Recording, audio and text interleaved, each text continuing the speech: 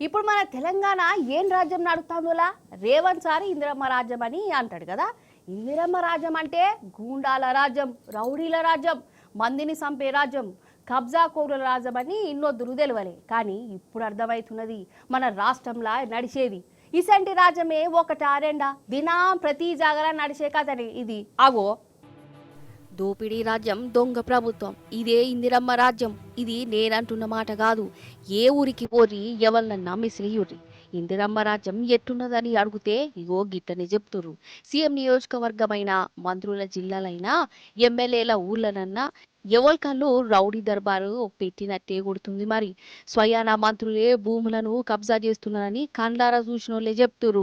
సెటిల్మెంట్లు, దందాలు, కమిషన్లు ఇదేందని అడిగినందుకు కొట్టుడు, చంపుడు. ఇగో వీటితోనే ఇప్పుడు మన తెలంగాణ ఆగమైతాంది. అంతెందుకు నిన్నటికి నిన్న బీసీ సర్పంచ్ అభ్యర్థికి నల్గొండాల మంత్రి కోమటిరెడ్డి వెంకటరెడ్డి బ్యాచోళ్ళు ఏం చేసిర్రో లోకమంతా చూసే. సర్పంచ్ అభ్యర్థిగా పోటీ చేస్తున్నందుకు మూత్రం దాగిచ్చిరు. ఎంత ఘోరం ఇది! మనం ఏ కాలంలో ఉండం?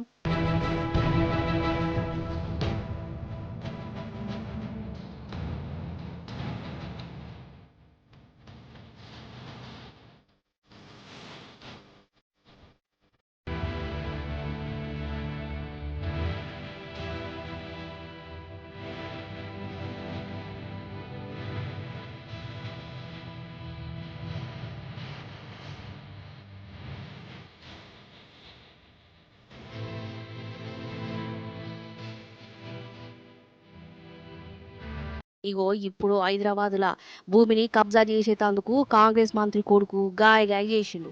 అర్ధరాత్రి 70 మంది బౌన్సర్లతో నచ్చి దాదాగిరి చేసిండు. అసలు తెలంగాణలో ఏమైతుందోలా పోలీసులు ఉన్నారా? హోమ్ మినిస్టర్ ఉన్నాడా? హోమ్ మినిస్టర్ కూడా రేవంత్ సారేనా? సార్ అట్లా గాలికి ఇడిచిపెట్టిండా ఏంది మన తెలంగాణను? సంపుకోర్రి, తన్నుకోర్రి, కబ్జాలు చేసుకోర్రి అన్నట్టే కొడుతున్నది. నిజం చెప్తున్నా, అసలు మన రాష్ట్రంలో శాంతి భద్రతలు అన్న మాటనే మాయమైపోయిందిలా. శాంతి లేదు, భద్రత లేదు. ఎవరికి ఇష్టం వచ్చిన తీర్లా వాళ్ళు చేసుకుంటా పోవుడు. అడిగేటోడు లేడు, ఆపేటోడు లేడు. అసలు ఏ మూల నుంచి ఎవడొచ్చి మీద పడతాడు అని పబ్లిక్ గజ్జ గజ్జ వణుకుతురు.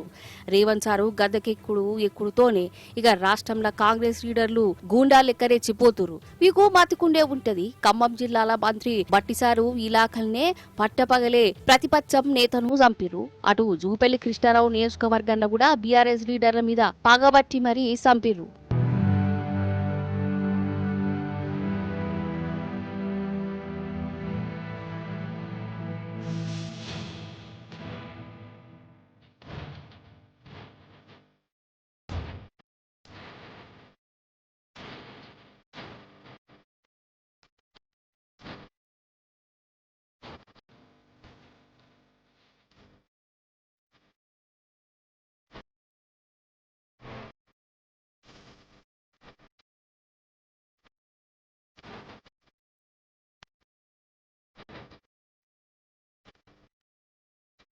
మేడారంలా ఉష్కెదందా ఏందని అడిగినోళ్ల మీద మంత్రితోని ఉండేటోళ్లే గోసబుచ్చుకున్నారులా.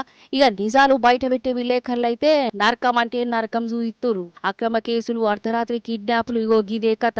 అంతెందుకు నిజామాబాద్ లా పోలీసులనే కాంగ్రెస్ లీడర్లు కొట్టిరంటే ఇక అర్థం చేసుకోర్రి. నిజం చెప్తున్నా, గిట్లా ఒకప్పుడు బీహార్లో ఉండేనట.